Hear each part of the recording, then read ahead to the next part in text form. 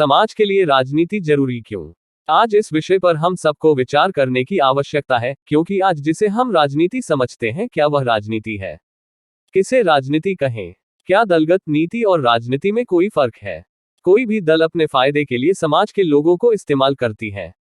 यह राजनीति नहीं है, ये लालच नीति है, छल नीति है, कूटनीति है, कपट नीति है, जो दल पार्टी के आदेश के अनुसार संचालित होता है। यदि यह राजनीति होती तो जनता के बीच आपसी टकराव न होता।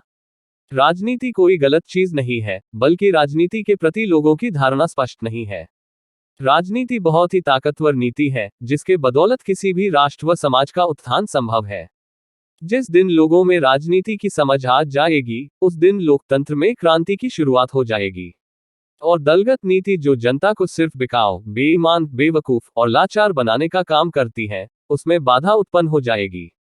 फिर उन पार्टी के इशारे पर काम करने वाले को दलाल व चमचा घोषित कर दिया जाएगा, क्योंकि इन दलालों ने कभी समाज के गंभीर मुद्दों व समस्या को सुलझाने का काम नहीं किया।